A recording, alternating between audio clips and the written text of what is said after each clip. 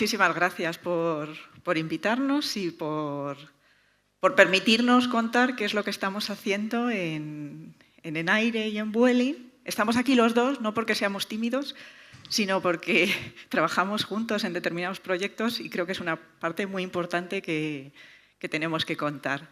Entonces, vamos a dividir nuestra charla, vamos a intentar que sea lo más ágil e interactiva posible y vamos a contar un poco de pasado, actual y futuro de qué es lo que vamos a hacer. En una parte muy importante y que cada vez está teniendo más relevancia dentro del sector de la aviación por muchos motivos. Uno por la importancia, por el cuidado del medio ambiente y otra parte quizá por la parte reputacional y esa cruzada que se ha generado frente al sector de la aviación.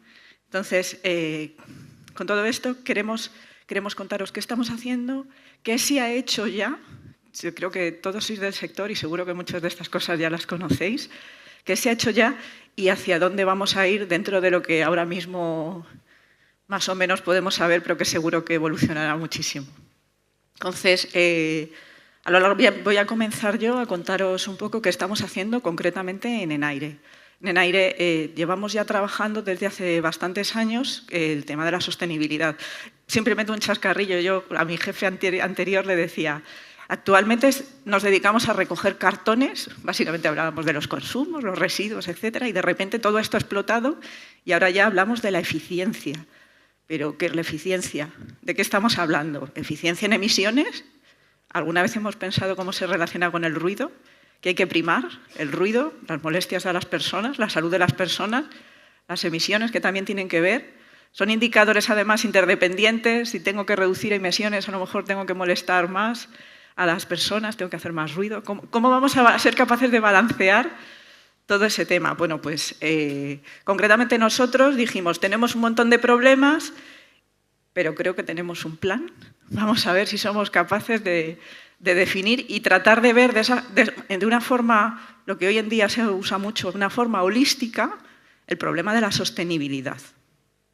Dentro de ese plan hemos definido 5 iniciativas, pero solo me voy a centrar en 2 que creo que son las más interesantes para este momento.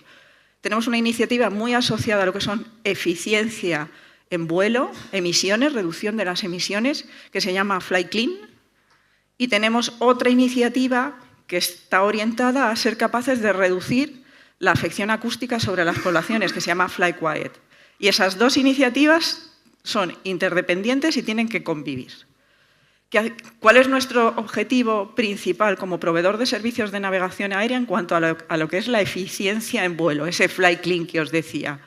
Pues trabajar principalmente en dos aspectos, mejora de la eficiencia horizontal y mejora de la eficiencia vertical.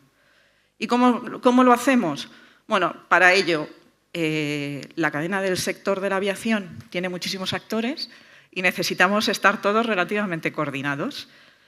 En el caso de Fly Clean estamos trabajando en colaboración con compañías aéreas, Vueling concretamente, estamos trabajando con el Ejército del Aire y del Espacio y estamos trabajando, por supuesto, con otros proveedores de servicios a nivel europeo. Principalmente, toda la modernización que se está haciendo del espacio aéreo a través del plan PBN nos está permitiendo un rediseño de rutas que sean relativamente más eficientes. No todo es viable y esto no es línea recta por donde sea, por decirlo coloquialmente. Pues porque, como os decía, necesitamos del Ejército del Aire y necesitamos de otros actores para ser capaces de coordinar y que, aunque sea eficiente, sea de una forma racional. Adicionalmente, también estamos trabajando en un proyecto que se llama Free Route, que supongo que lo habréis escuchado alguna vez, que está muy relacionado con lo que tiene que ver con el cielo único europeo a futuro y tratando de implementar todo ese gran proyecto, además de una forma global, que es que no genere conflictos, ese efecto alas de mariposa, y es decir, que por mejorar una zona seamos capaces de hacer un cuello de botella en otra. Entonces, es un proyecto bastante complejo, pero que también estamos trabajando. Y otro de los proyectos importantes, hay muchísimos más, hay colaboración, hay monitorización, estamos montando un montón de sistemas de información, pero otro de los proyectos más importantes es esa colaboración que os comentaba con con Vueling, que siempre digo que independientemente de los resultados, lo más importante es el ejemplo de colaboración público-privada de dos empresas que son del sector, que probablemente puedan tener en determinados momentos intereses distintos, pero que son capaces de buscar un único objetivo. Y el objetivo común es ser capaces de mejorar esa eficiencia de las rutas y reducir las emisiones. Entonces, si quieres, Fran. Pero que es un caso que yo creo que nos han mencionado, que es un caso de éxito en muchos sitios y que estamos progresando muchísimo. Muchas gracias, Gemma. Pues nada, simplemente dando un poco marcha atrás, pertenezco a Vueling, que pertenece a IAG, el grupo es el holding de British Airways, Iberia, Vueling y Aer Lingus. Y somos el primer grupo de aerolíneas que nos comprometimos a alcanzar las emisiones netas cero. Es un camino lento, pero seguro, hasta el año 2050, que se basa en diferentes ejes. Y para mencionarlos muy, muy rápido, son 3 ejes. El primero es los combustibles sostenibles, seguro que ya habéis oído hablar de ellos, el SAF, que su gran ventaja es que permite reducir las emisiones de CO2 de un 80 a un 100% en el ciclo de vida y ya se pueden utilizar en los aviones actuales, en los motores actuales, sin necesidad de realizar ninguna modificación. De hecho, ya los estamos suministrando a diario. A modo de ejemplo, el año pasado Vueling hizo la mayor compra de SAF de la historia en España y en total suministramos más de 12.000 toneladas de SAF de forma voluntaria. El mandato europeo ha entrado este año con una exigencia del 2% de SAF, pero nosotros ya hemos dicho que vamos a ir siempre por delante del mandato. De hecho, en el año 2030, el mandato es del 6%, nos hemos comprometido nosotros a un 10%. Parecen números pequeñitos, pues es un número que va a escalar más en el futuro, pero la realidad es que a día de hoy la producción de SAF a nivel mundial es solamente el 0,3% del total del combustible fósil que se está fabricando. Por tanto, ya estar en un 2% cuando la producción mundial es del 0,3% ya es un buen desafío, ¿no? Y acelerando. Y bueno, y solo por terminar el capítulo SAF, para los que no lo sepáis, la diferencia entre los bio-SAF y los sintéticos es que los bio pueden reducir las emisiones del orden de un 80% y se producen a través de residuos. Hay un estudio de Pricewaterhouse que cuantifica que el potencial para un país como España sería de la construcción de 30 a 40 plantas de este tipo que generarían más de 56.000 millones de impacto en el PIB español y más de 270.000 nuevos puestos de trabajo dedicados a esta industria. Por lo tanto, al final, pues aquí tenemos una oportunidad de país, de crear una nueva industria. Tenemos, además, la capacidad la oportunidad de ser autosuficientes desde el punto de vista energético, circularidad de los residuos y, por último, pues una aportación positiva, ¿no? en PIB y en empleos. Así que, bueno, acabo ya el capítulo de SAF, que para nosotros es el más importante, pero no menos importante es todo el tema de eficiencia. Entonces, dentro de eficiencia tenemos, que es la segunda pata, ¿no? Segunda y tercera pata, eficiencia de flota, pues nuevos aviones de nueva generación, esos permiten, junto con otras medidas de reducción de peso a bordo, reducir las emisiones, el consumo y las emisiones en un 20%.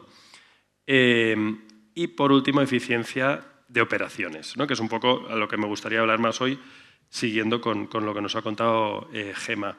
Entonces, ahí, eficiencia de operaciones, pues pueden estar desde las maniobras que hacen nuestros pilotos, planificación de vuelo, hasta la coordinación con el espacio aéreo, ¿no? Que eso, al final, la ruta, la eficiencia horizontal que comentaba Gemma, es probablemente lo que más peso tiene a la hora de esa eficiencia en las emisiones de CO2 de los vuelos. El proyecto SESAR, el Cielo Único Europeo, cuantifica en un 10% las ineficiencias, fue un cálculo teórico que hicieron en ese momento, equivalente a 18 millones de toneladas de CO2 que se emiten anualmente en Europa por culpa de que las rutas no son del todo eficientes, pero ese número ahora somos capaces de clavarlo y ajustarlo ruta a ruta, caso a caso, con el OptiPath, ¿no?, que hemos desarrollado, cuyo objetivo, bueno, son como diferentes fases, pero en una primera fase era medir estas ineficiencias, porque lo que no se mide no se mejora,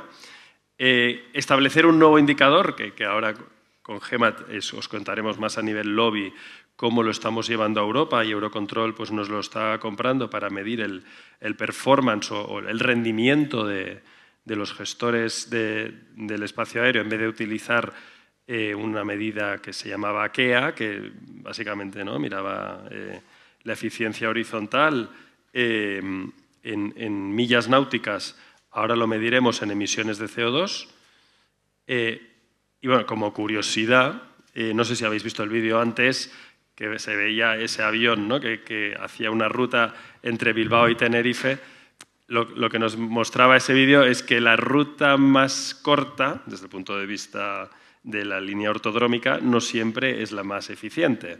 Es decir, aquí tenemos un caso en el que había un montón de viento desde las Canarias hasta la península ibérica. Ese día es un vuelo real, y el vuelo Bilbao-Tenerife, en vez de seguir la línea recta, que es el plan de vuelo habitual, hizo una trayectoria pasando por aquí el Atlántico, con prácticamente sin viento de cara. De hecho, en algún tramo había viento de cola.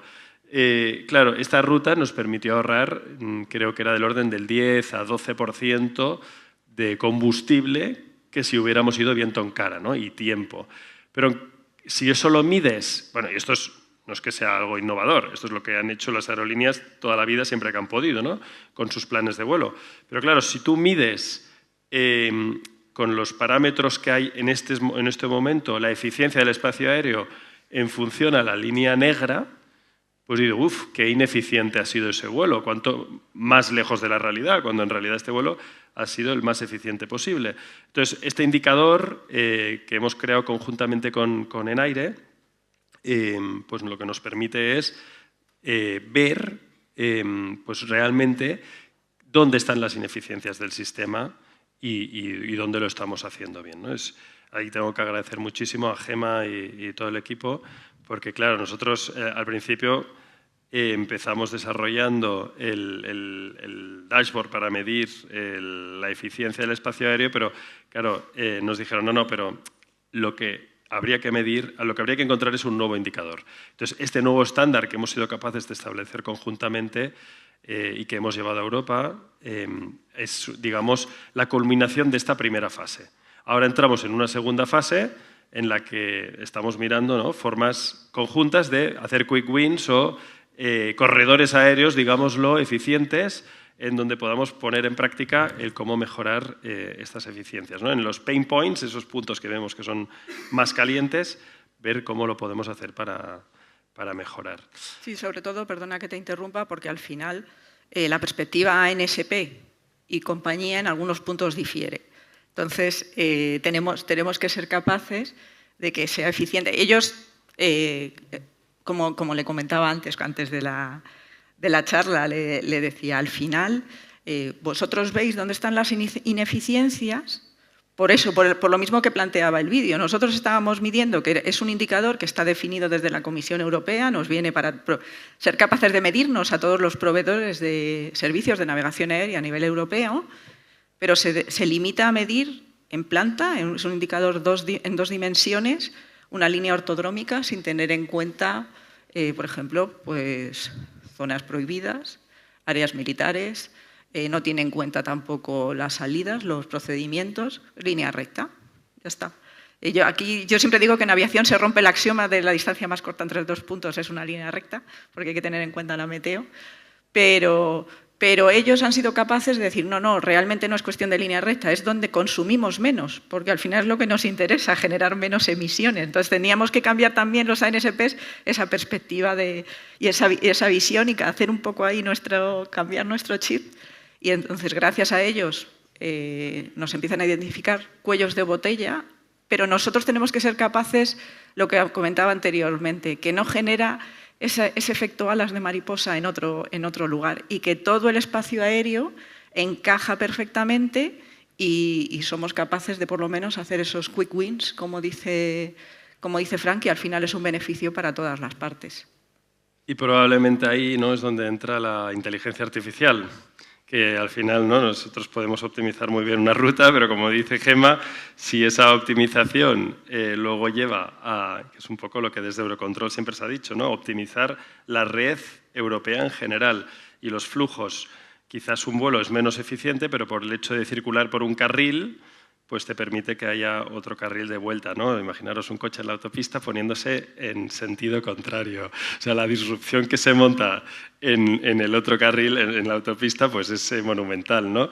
Entonces, claro, hay que ver cómo se gestionan los flujos para el concepto del Free Route Airspace, que en teoría es, oye, yo salgo de este punto y me voy a ese punto, la navegación GPS me permite ir en línea recta. Ya no necesito ir por estaciones terrestres, BOR, ¿no?, como se diseñó el espacio aéreo en los años 60. Desde el punto de vista tecnológico de un vuelo, claro que es posible, pero entonces vendrá el experto del espacio aéreo y me dirá, estás loco, esto es una autopista de 3 carriles y tú me estás metiendo un coche en contra, ¿no? Entonces, ahí es una oportunidad fantástica para meter la inteligencia artificial y decir, oye, pues mira, vamos a analizar masivamente, con este algoritmo de optimización que es un vuelo, vamos a analizar toda la red y vamos a encontrar soluciones. A nivel diseño es lo que querría Gemma, porque es, ¿no?, tú siempre has dicho que a nivel diseño es más factible, pero a mí, soñando en el futuro, incluso me gustaría a nivel vuelo a vuelo, Táctico. A nivel táctico, cómo optimizamos cada uno de los vuelos para que la red en conjunto siga estando optimizada, ¿no? Entonces, pues bueno, hay muchas aplicaciones aquí en las que ya estamos trabajando, que sean reales a día de hoy. Por ejemplo, ¿no?, aplicación de la inteligencia. Siempre decimos, inteligencia artificial no tiene que ser un fin, sino que tiene que ser un medio para lograr los fines de tu compañía. Es decir, yo no tengo un departamento de IT tenemos más de 600 empleados en Vueling que solo se dedican a IT, tecnología e innovación. Claro, en sí este departamento no es un fin, no, es que queremos ser innovadores. No, no. El objetivo de este departamento es que los objetivos de los diferentes departamentos de la compañía, operacionales, comerciales, lleguen a su fin y tengan unas herramientas. Por lo tanto, el líder tiene que ser un líder de negocio. No puede ser que haya un friki que diga, oye, pues ¿por qué no inventamos eso? No, empieza al revés. Empieza por la idea de negocio, la necesidad de negocio, que le dice al de tecnología qué es lo que necesita, cuál es el problema que tiene que solucionar, ¿no? Entonces ahí pues tenemos desde gestiones de colas o en el Operating Control Center, pues por ejemplo nuestros agentes cuando reciben una llamada de un comandante o de un mecánico con una pregunta muy en concreto, pues el agente le hace la pregunta al Eli GPT, que es, digamos, nuestro robot de inteligencia artificial, y busca entre todos los manuales y le dice, pues mira, puedes poner un diferido, este avión no hace falta pararlo, porque tal, y te pone la fuente, ¿no? Es decir, al final lo que quiere la gente es comprobar que no solo ha inventado la inteligencia artificial, que hay una fuente que realmente es el manual de operaciones, tal página, que es el que te valida esa información, ¿no? Y otras utilizaciones que le podemos dar, sí, pues... si quieres, contamos qué se está haciendo desde NAIRE. Al principio de la charla os comentaba, vamos a hablar casi de pasado, actual y futuro. Me he centrado en el actual, pero se me ha olvidado el pasado y el futuro, no.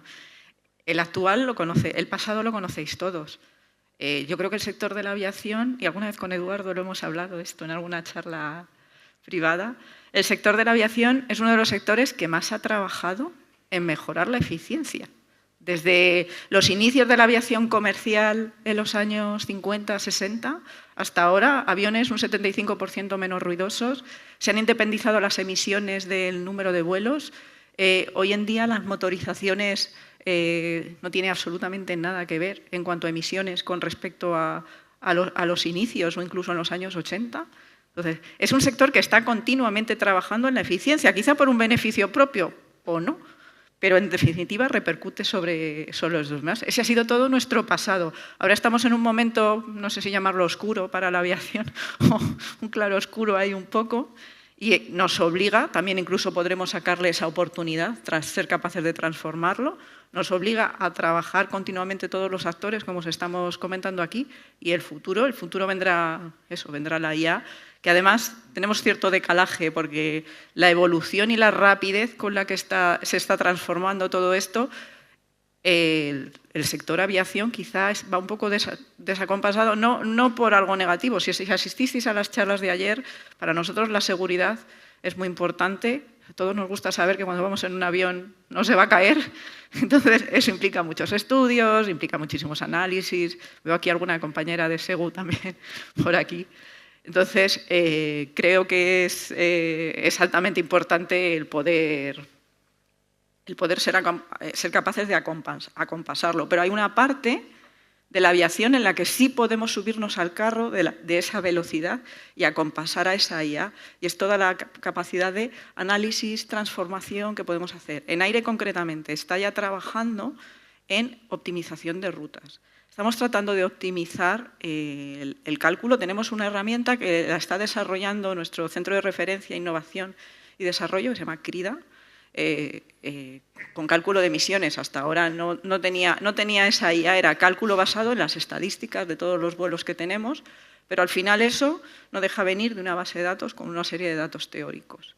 Entonces, ya se está trabajando en un modelo basado en Machine Learning para ser capaces de optimizar el cálculo de los pesos de las aeronaves durante el despegue para mejorar ese cálculo de las emisiones. Y yo creo que ahí podemos tener un desarrollo enorme y poder subirnos al carro de esa velocidad que requiere la IA, en permitirnos diseñar, como os decía al principio también, voy y vengo, pues, pero que al principio os decía, bueno, me gustaría hablar también de la parte acústica, porque no se puede olvidar una parte de la otra. Y creo que a veces cuando hablamos de cambio climático todos pensamos en las emisiones, se nos olvida esta otra parte y nos condiciona muchísimo. Solo os digo un dato pequeño. Tenemos un objetivo, es reducir emisiones en 2050, ser net cero, pero tenemos otro, y es reducir un 30% la afección acústica en aeropuertos de más de 50.000 operaciones, sobre la población, en aeropuertos de más de 50.000 operaciones, en toda Europa. Entonces, ¿cómo hago esto? ¿Hago la línea más recta? ¿Quito la población? ¿Rodeo las poblaciones?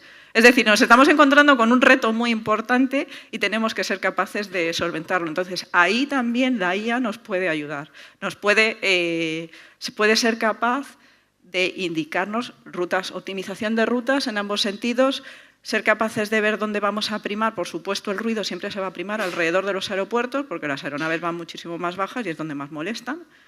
Según OACI, dejamos de molestar a partir de 10.000 pies, un poquito alto. O sea que la cosa no es tan cercana a los aeropuertos. Entonces, al final, creo que tenemos que ir por ese camino para ser capaces de balancear esos dos indicadores tan importantes, porque incluso nosotros también vivimos, los que podemos vivir cerca de aeropuertos, o sea, también nosotros mismos nos podemos ver afectados por ruido. Entonces, toda esa parte es donde creo que está nuestro futuro. Sí, descensos continuados, por ejemplo, es un win-win clarísimo, ¿no? El poder reducir emisiones y reducir ruido. No sé si podéis volver a poner la diapositiva esta del OptiPath. Solo un pequeño dato mientras lo ponen. En el caso de descensos optimizados, en algunas reuniones internacionales a las que asisto, voy a sacar un poco de pecho por nuestro país. En algunas de las reuniones a las que asisto siempre comentan que España no se caracteriza quizá por esa autorización de descensos continuos, los famosos CDOs. Entonces me gustaría simplemente, y hablan mucho de UK, que es uno de los grandes autorizadores, por decirlo, de CDOs, pero cuando somos capaces de ver los datos de forma objetiva, es decir, cuando tenemos en cuenta los 8 grandes aeropuertos de Europa, la media europea está en un 18% y España está en un 36%. Entonces, también que sepáis cómo se está trabajando y qué se está haciendo desde aquí por facilitar esa autorización en descensos continuos. Y entonces aquí habíamos preparado una diapositiva para que veáis un poco cómo es esto, el OptiPath que hemos desarrollado con la colaboración de NAIRE. Y entonces, básicamente, lo que estáis viendo aquí es, en líneas rojas, lo que serían los planes de vuelo actuales que están haciendo nuestros aviones. aquí se ha filtrado Barcelona, por ejemplo. Y en azul, lo que sería la trayectoria óptima cada día según el viento. Entonces, y las condiciones meteorológicas. Entonces, aquí, si le dais un clic con el ratón, tendréis los datos, porque claro, al principio Gemma me decía, pero necesitamos datos, ¿no? Necesitamos muchos vuelos, porque para que esto se implante en Eurocontrol tenemos que demostrar que esto se puede medir no para 10 vuelos, sino para muchísimos vuelos, ¿no? Entonces, solo aquí poniendo un ejemplo, el Barcelona-Estocolmo, ¿no? Pues el Vueling 1265 del 11 de abril de este año. Pues la trayectoria, digamos, óptima era este día era la amarilla, que se parece a la línea recta, más o menos. Sin embargo, el avión tuvo que volar la trayectoria negra, ¿no? Pues porque hay una serie de restricciones, pues, o de espacios militares, o de gestión del espacio aéreo que está ocupado, lo que sea, ¿no? Entonces, si tú coges todos los vuelos de todo el año en Vueling, que son más de 222.000 vuelos, bueno, no llevamos un año, vamos a hacer un año... No, perdón, es que he cogido aquí solamente los del 2024 y empezamos a medir en el marzo del 24, por lo tanto esto sería casi un año. Hemos analizado 201.000 planes de vuelo, pues lo que hemos dicho, ¿no? Ese César o ese 10%, en el caso de Vueling en los meses del año pasado en eficiencia hubiera representado 110.000 toneladas de CO2 o 235 vueltas a la Tierra que hemos dado de más que si hubiéramos seguido las trayectorias óptimas. Por lo tanto, el potencial que tenemos de mejora, el techo, digamos, es esto, ¿no? Es evitar 235 vueltas a la Tierra inútilmente que hemos dado, ¿no? Por lo tanto, bueno, pues es una gran oportunidad, por lo menos para dar a conocer cuál es esta ineficiencia y a partir de aquí poder empezar a trabajar en cómo mejorarla. Entonces, la inteligencia artificial, como os decíamos, claro, es la gran herramienta que permite maniobrar con tal cantidad de datos y dándonos soluciones que no nos podíamos imaginar, ¿no? Y ahora, por ejemplo, estamos en un caso concreto y, claro, nos encontramos muchas restricciones y si lo tiene que pensar un cerebro humano, nos cuesta. Entonces, yo creo que este será la siguiente gran enabler o capacidad que vamos a ganar. Sí, efectivamente. A mí también me gusta a veces decir, hemos estado trabajando, se han identificado quick wins muy concretos. Pongo el caso, por ejemplo, del Sevilla-Barcelona. Me gusta a veces sacar los trapos sucios en estos sitios, porque siempre contamos todos lo bueno y se queda un poco lo malo ahí. Entonces, también creo que le da veracidad el decir, bueno, pues a veces no se ha conseguido del todo, todavía, como yo digo. Todavía. Bueno, tenemos un caso que es el Sevilla-Barcelona, que la ruta más óptima al final atraviesa toda una zona restringida que es el área militar de Albacete, en la que, claro, evidentemente también la situación geopolítica ahora no es la mejor como para decir que nos dejen ahí atravesar las maniobras militares. El área. Pero bueno, lo estamos intentando y creo que al menos algo podremos mejorar. Seguro que sí. Pues no sé si puede haber alguna pregunta o...